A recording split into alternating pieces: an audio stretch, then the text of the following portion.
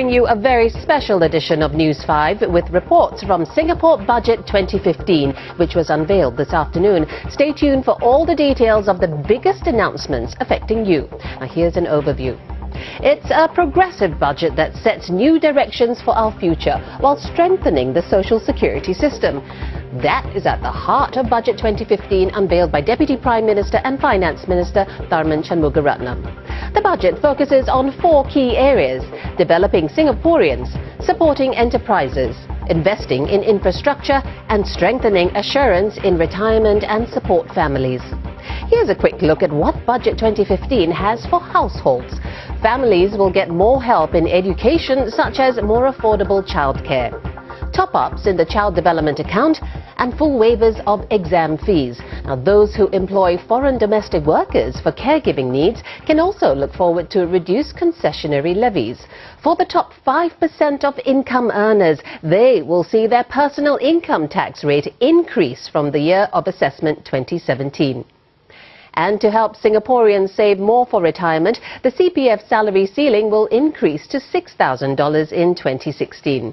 Contribution rates for older workers will also go up along with interest rates.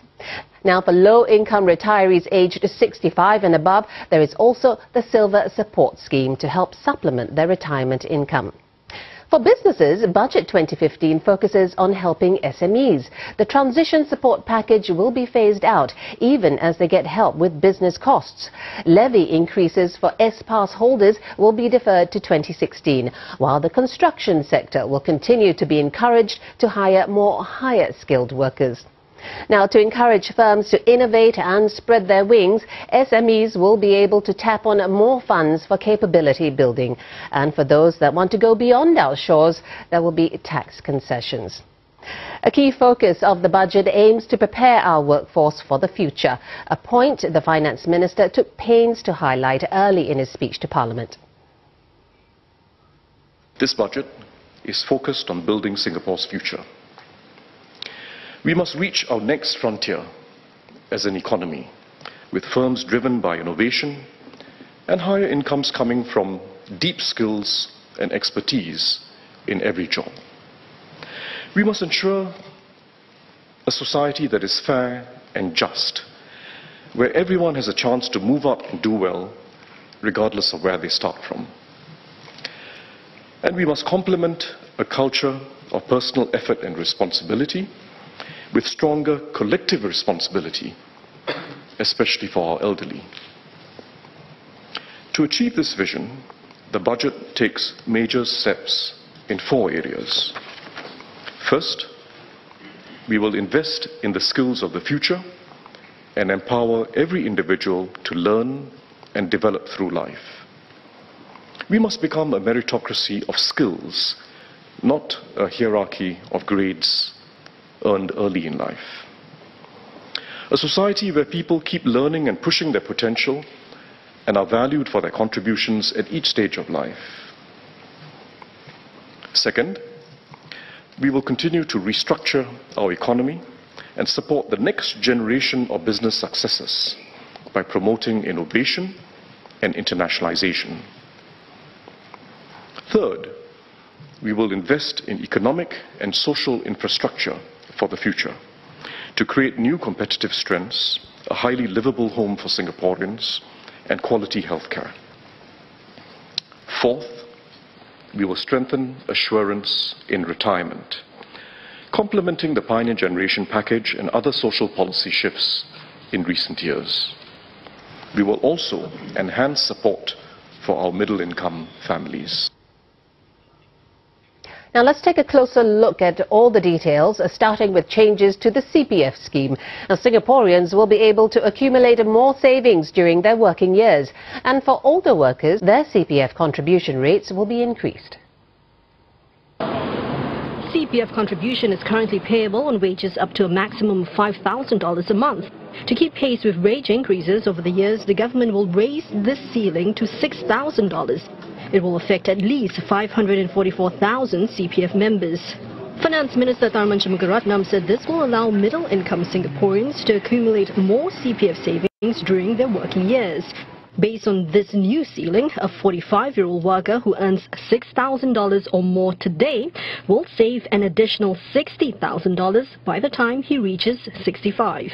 The government has also heeded calls by the labour movement to raise the CPF contribution rate for older workers. The contribution rate for those aged above 50 to 55 will be raised by 2 percentage points, bringing the total CPF contribution rate to 37%, in line with workers in the younger cohort. The increase will be borne equally by both employer and employee, at 1 percentage point each.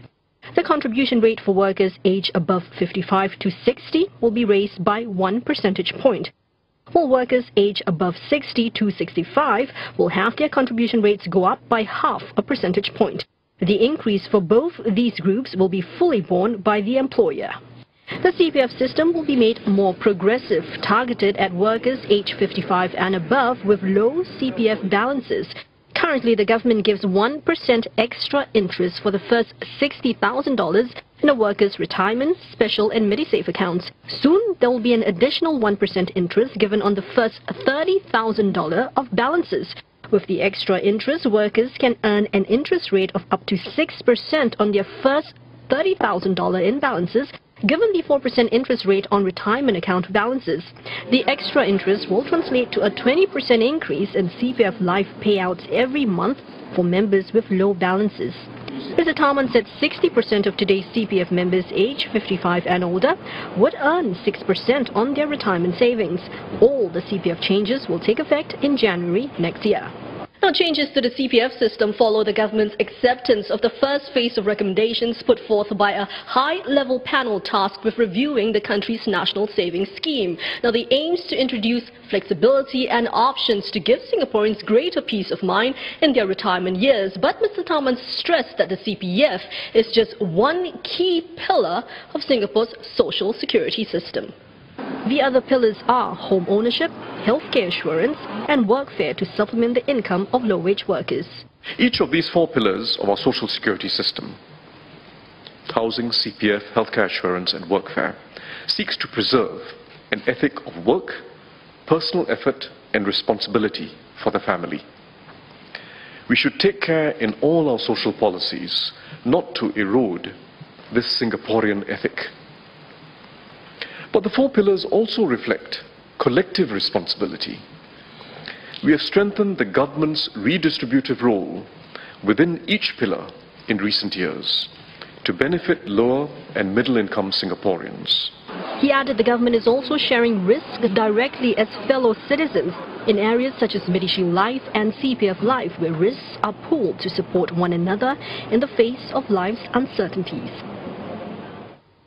Another key focus of this year's budget is to provide more help for families with children.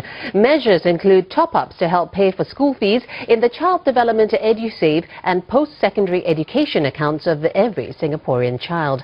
And there are efforts to keep childcare affordable. Vimita Mohandas reports. Starting with childcare, the government is introducing a new partner operator scheme that will complement the existing anchor operator scheme, which ensures affordable and quality preschool places. Childcare operators on this new scheme will have to keep fees affordable, develop their teachers and enhance quality. Parents will benefit from lower fees at these centres. For example, a child from a median income household is enrolled in a centre with a median income fee of $900. After receiving a subsidy of $400, the fee is now $500. If the centre comes onto the new scheme, the household will pay around $100 less each month. Young Singaporeans can also look forward to account top-ups. For students aged 6 and below, the government will top up their child development accounts. The majority of them will receive $600 each. For those aged 7 to 16, they will get a $150 top-up to their EduSave accounts. This is on top of the annual contribution of up to $240. And for those aged 17 to 20, they will see a top-up to their post-secondary education accounts, or PSEA. The majority will get $500 each. These top-ups too are meaningful. For students from lower income families entering Polytechnic in 2015, the PSEA top-up, together with existing bursaries, will offset a full year of the diploma course fee. For ITE students, the top-up will cover more than a full year of course fees. National examination fees for all Singaporean students in government-funded schools will also be waived. These include fees for the primary school leaving examination or PSLE, GCEN, O and A levels. Families can save up to $900 with this waiver of national examination fees from primary school to pre-university. Needy students will also receive greater support. Currently, students on the MOE Financial Assistance Scheme don't pay school fees and standard miscellaneous fees and get free textbooks and uniforms. The scheme will be enhanced to include a transport subsidy that will cover at least half of these students' transport costs. This will cover public transport for students and school buses for primary students. On the broader front, households in general will get help to cope with the cost of living. The concessionary levy for foreign domestic workers will be reduced, and there are rebates for service and conservancy charges for HDB households this year. But petrol duty rates will be increased to encourage less car usage. To help families who are taking care of the elderly, the foreign domestic worker concessionary levy will be reduced by half, from the current $120 to $60 per month. The concessionary levy will also be extended to households with children aged 16 and below, up from below 12 today. The annual savings from the reduced levy amount to $720 a year. These changes will provide greater support for middle-income families who are taking care of their children and elderly parents. The reduction will take effect from 1st May 2015 and will benefit 144,500 households. This will cost about $125 million per year. To help lower-income households, the quantum for the GST voucher cash will be increased by $50 across the board from this year onwards. This means that eligible individuals will receive up to $300. Seniors aged 55 and above will get the GST voucher seniors bonus, which will double what they usually receive. They will therefore get up to $600 to help them with their daily expenses. Those aged 65 and above and living in HDB flats will get an additional $300 this year, which means they will get a total of $900. The government will also provide 1 to 3 months of service and conservancy charges rebates based on flat type. To encourage less car usage and reduce carbon emissions, petrol duty rates, which have remained unchanged since 2003, will be raised. The duty rates for premium grade petrol will be increased by 20 cents per litre, while intermediate grade petrol will be increased by 15 cents per litre. These changes take place today and will yield about $177 million a year. To ease the transition to the higher petrol duties, there will be a 1-year road tax rebate of 20% for cars, 60% for motorcycles, and 100% for the small number of commercial vehicles using petrol. The carbon emissions-based vehicle system, which was introduced in 2013 to encourage the take-up of carbon-efficient vehicles, will be extended for 2 years. Personal income tax for top earners will be raised in Year of Assessment 2017. Mr. Tharman says this will help make our tax system more progressive and strengthen future revenue. Now, marginal tax rates for the top 5% of income earners will be raised. This includes those who earn at least $160,000. For the highest income earners, those with a chargeable income above $320,000, the tax rate will increase to 22% from the current 20%.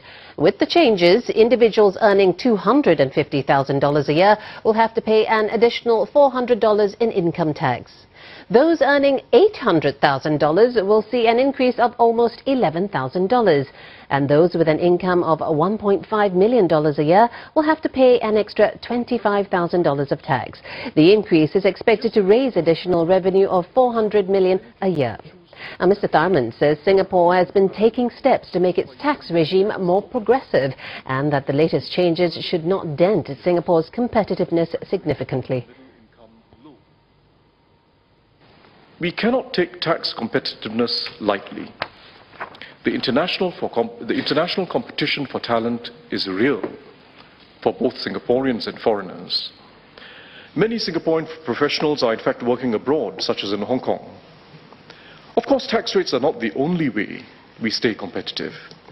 Singapore has other key strengths, including our culturally diverse and cohesive society, a family-friendly environment, clean air, especially compared to other Asian cities, and a world-class healthcare system. Now, the Finance Minister spent some time elaborating on what's known as the Skills Future Initiative. That's a national effort providing opportunities for every citizen to develop themselves throughout life. Well, the government will invest more in that. For young Singaporeans, they will be able to make informed decisions on which educational and career paths they can take, even before they enter the workforce. Kimberly Spikerman with the details. The government will dig deeper into its pockets to ensure Singaporeans get continuing education and training. With the full suite of measures under the National Skills Future Initiative, spending will average over $1 billion per year from now till 2020, up from about $600 million per year over the last 5 years.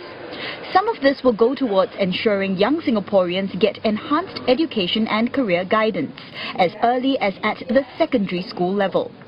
Skills Future is not, of course, intended to tell young Singaporeans that they have to zero in on a particular career at that stage, at that early age. However, we have to help them discover their strengths and interests so that they can choose an educational path not determined just by cut-off points, but by informed choices about causes and the career opportunities that they lead to. For a start, a professional corps of education and career counsellors will be developed for both schools and institutes of higher learning. Internships at institutes of higher learning will also be enhanced to better support a student's career prospects and workplace learning. It's hoped that such internship programs, which are deeper and more structured, will excite students about possible career paths. Mr. Tharman said that such internship programs stand to benefit SMEs as well. He pointed out that interns not only pick up new skills beyond their formal school curriculums, they could be retained as future employees. Now, this enhanced internship program is expected to roll out over the next 2 years in 2/3 of the polytechnic courses and in half of the ITE courses. And the initiatives aren't just for those in school. Every Singaporean aged 25 and above will get an initial $500 of Skills Future credit, which they can use to pay for further education and training fees. Now, this starts next year. Plus, top-ups to the account will be made at regular intervals with no expiry dates on these credits. Empowering Singaporeans to chart their own journeys in life and gain fulfillment at work. That's a key aim of the Skills Future initiative. No one can honestly tell what they will be doing a decade or two after leaving school. We must each develop through life, adapting to changes in the job market and the new opportunities that will come up. But whichever the field we are in or the job we do, we must, as Singaporeans, aim to gain expertise and achieve mastery. And the government will help Singaporeans level up at every stage of their career. Fresh Polytechnic and ITE graduates can join an Earn and Learn program to be launched this year. The program matches these graduates with suitable employers.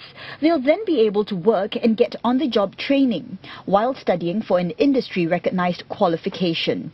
Both the trainees and employers in the program will get substantial support from the government. Mid-career workers have not been left out. All Singaporeans aged 40 and older will get enhanced subsidies to offset training costs for government-approved courses. Also introduced are schemes for workers who wish to become specialists or masters in their fields. The Skills Future Study Awards will benefit those who want to develop specialist skills. Workers with deep skills can also use it to develop other competencies. This award will be introduced in phases starting this year, and it's anticipated that about 2,000 such awards will be given out every year. A Skills Future Fellowship will also be introduced from 2016 for those who want to become masters in their respective fields. About 100 fellowships will be awarded every year. All these initiatives will be underpinned by the Skills Future credit that every Singaporean will receive. These credits have no expiry date. First, there's no need to rush there's no need for anyone to rush to use their credit. While some may use the initial $500 immediately for a short program, others may want to accumulate credits to engage in more substantial training later in their career. There's a second reason, and that is that we need time to develop quality offerings in our skills future landscape. Quality education and training that is relevant to jobs and individuals' future careers. We must go for quality training that opens up career possibilities for individuals and that employers find relevant. Mr. Tharman added that the government will also work with companies to grow Singaporean corporate leaders and devise manpower plans for key sectors. To help SMEs overcome the constraints they face in training capabilities and capacity, a shared pool of skilled future mentors will be developed, which firms can tap. Well, as we mentioned, strengthening the social security system is at the heart of this year's budget. So, a new scheme called Silver Support will supplement the income of retirees who are less well off in the form of payouts. The Silver Support scheme will be a new permanent feature of the social security system. And together with the workfare, the Finance Minister says this will help mitigate life's inequalities.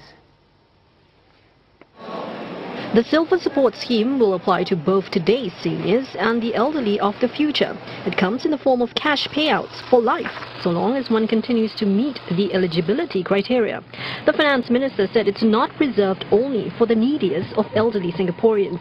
Help will be extended to cover up to 30% of seniors aged 65 and above. Assessment will be automatic, so there's no need to apply for the scheme. And eligibility will be based on a combination of 3 factors. These are lifetime wages, how much one earned during his working life, household support to identify those households which have lower incomes, and housing type. We expect that the majority of those living in 1- and 2-room flats will receive Silver Support, with a smaller proportion of those living in larger HDB flats qualifying. Those who have been homemakers for a good part of their lives and hence earn little will qualify if their families are not well off. Silver Support will be paid quarterly, similar to workfare. It will provide a supplement of $300 to $750 every quarter. Those less well off will receive more. So, take for example a retired couple living in a 4-room flat. The household per capita income may be low because the elderly couple may be living with their children and grandchildren. The retired couple may each receive $450 every quarter, which works out to $150 a month for each person. The scheme is expected to benefit some 150,000 elderly Singaporeans today. Silver Support reflects the values we must preserve as an inclusive society. It is the fair thing to do, helping fellow citizens who end up with much less than others in their retirement years. Many would have contributed in their own way during their prime years, either at work or at home raising the family. Silver Support also complements the other schemes we have introduced to help the elderly, particularly in healthcare assurance, as well as the array of voluntary and community initiatives that make us a caring and tightly knit community. Now, Mr. Tharman said the Silver Support scheme aims to supplement incomes in a modest and meaningful way. He added that it's not meant to substitute other sources of income such as those coming from family members, as well as the lease buyback scheme which allows the elderly to unlock the value of their homes. Together with workfare, the Silver Support scheme is expected to cost the government $1 billion. The scheme is expected to be introduced in the first quarter of 2016. In the interim, seniors aged 65 and above who live in HDB flats will receive an extra GST voucher seniors bonus. And to foster the spirit of giving this Jubilee year, you will get higher tax deductions if you donate to approved institutions, 3 times the amount donated to be precise. Previously, you got a tax deduction of 2.5 times the amount. There will also be initiatives to raise students' awareness of community causes. To support these efforts, schools will get $20,000 each, polytechnics will receive $150,000 and ITEs $250,000 each. So don't forget the Businesses here will get more help in coping with rising costs. Among the measures, adjustments to foreign worker levies and subsidies for CPF employer contributions. The number of foreign workers in Singapore outside of the construction sector increased by about 16,000 in 2014. That's significantly lower than the increase of 60,000 3 years before, following recent policy restrictions on the inflow of foreign workers. In his budget speech, Deputy Prime Minister and Minister for Finance Tharman Shanmugaratnam says this slowdown has given the government space to adjust the pace of tightening.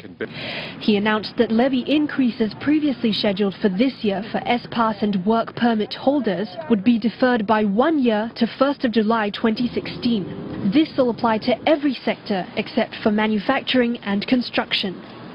To avoid any misunderstanding, let me affirm unequivocally that while we are adjusting the pace of our foreign worker measures, we are not changing the direction.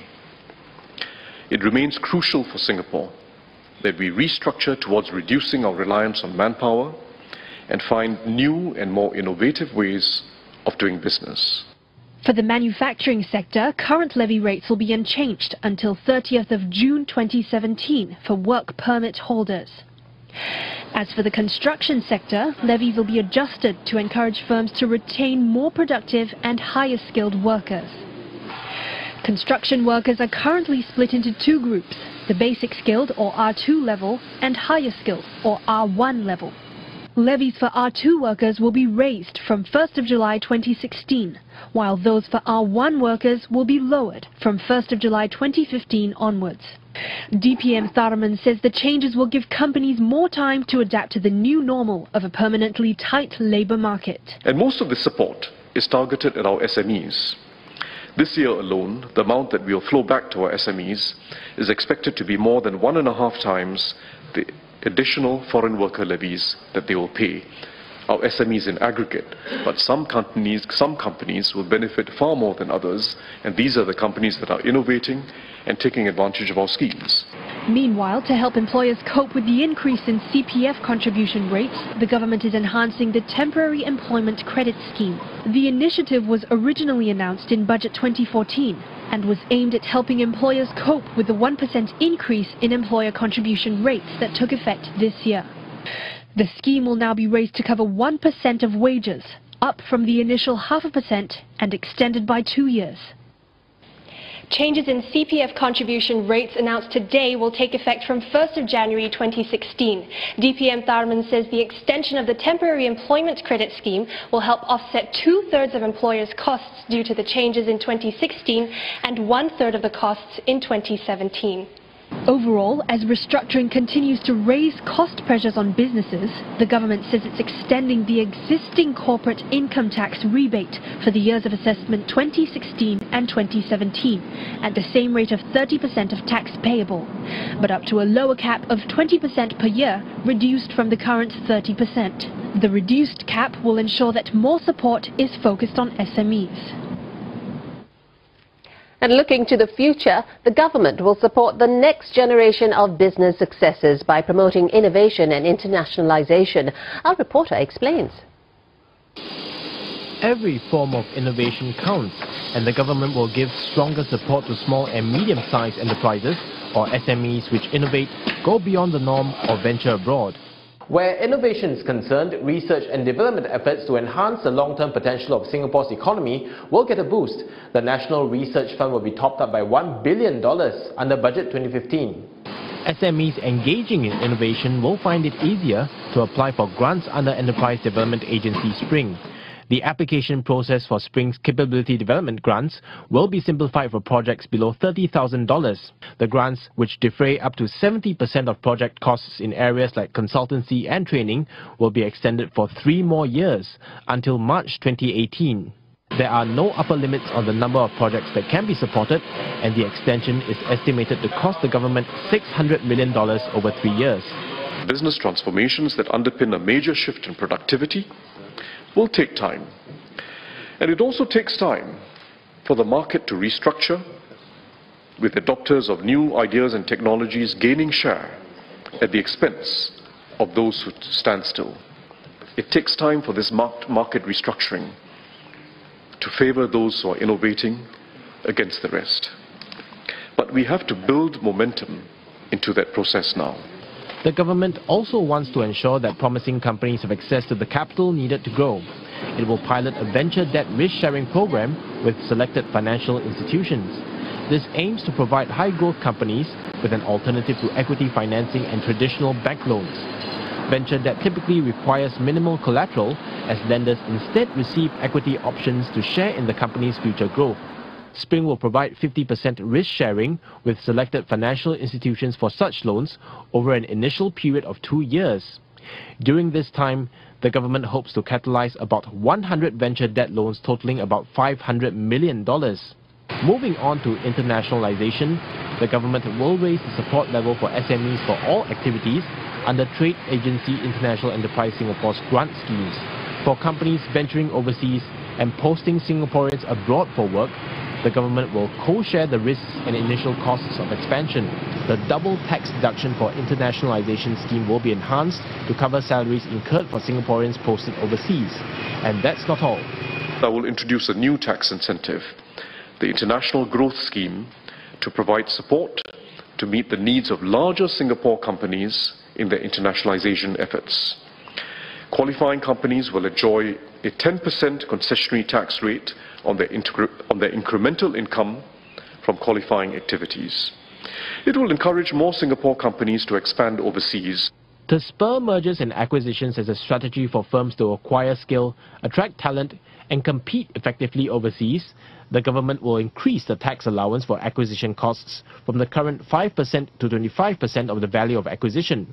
Companies would be able to claim benefits for acquisitions resulting in at least 20% shareholding in the target company, down from the current threshold of 50%. A new fund will be set up to help in the building of Changi Airport's Terminal 5. An initial $3 billion will be injected into the fund. And Mr. Tharman says this can be topped up subsequently when Singapore's fiscal position allows. Changi Airport, a key pillar of Singapore's economy, is undergoing a major transformation. Terminal 5 is being developed and is expected to be completed in the middle of the next decade. And it will be able to process up to 15 million passengers a year, more than T2 and T3 combined. This will be a major outlay for the government over the next 10 to 15 years. It is right and prudent to set aside monies today for this large investment, while we have the resources to do so. In 2017, the new Terminal 4 is expected to be ready. Another key project is the Jewel Changi Airport, a $1.7 billion mixed-use project that will open in 2018. Mr. Tharman said the development of the Tuas Seaport will also secure Singapore's place as a logistics hub in the region. Improvements are also being made in public transport, with more lines, trains and buses added to the network. About $14 billion has been deployed to the public transport system over the past 5 years, and another $26 billion has been committed for the next 5 years. Still on infrastructure, Singapore's healthcare system will also be expanded. There will be more beds in acute hospitals, community hospitals and nursing homes. The last time Singapore made such significant investments in infrastructure was in the 1990s. Some of the investments then included the development of Jurong Island, the North East MRT line, the light rail transit network and the Changi General Hospital. Just as these investments 2 decades ago laid the foundations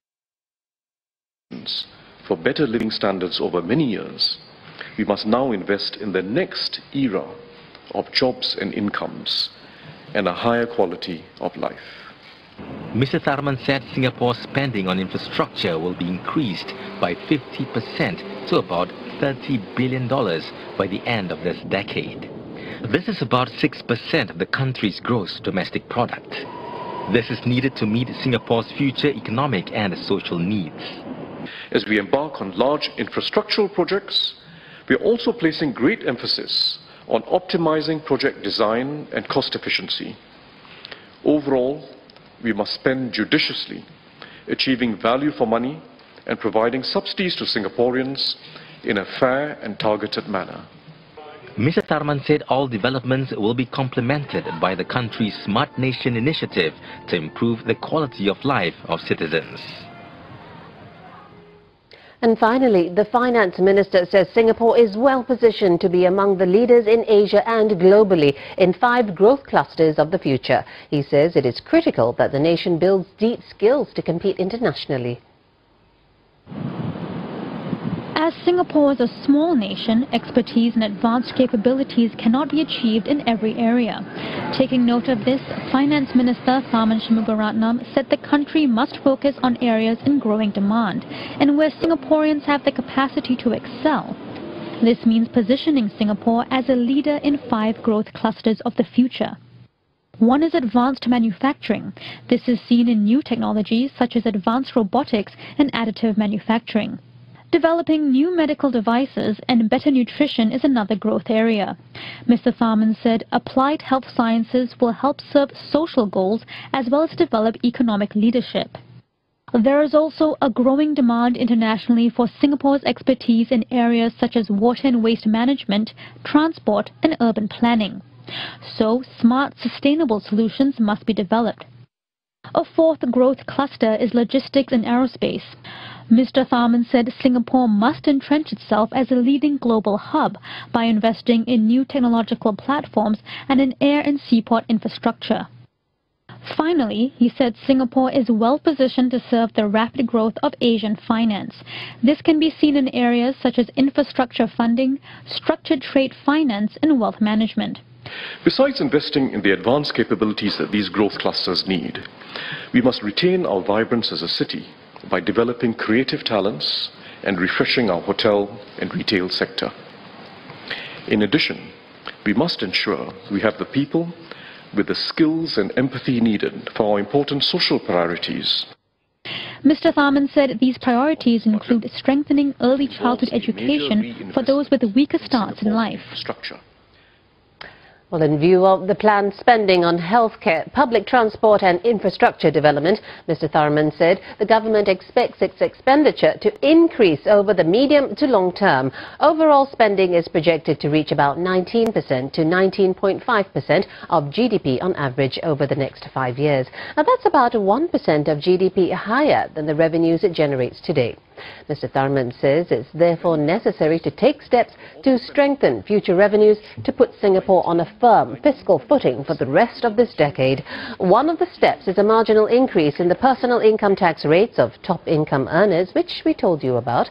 And in addition, the government will also include Temasek Holdings in the Net Investment Returns or NIR framework, which now includes a GIC and the Monetary Authority of Singapore.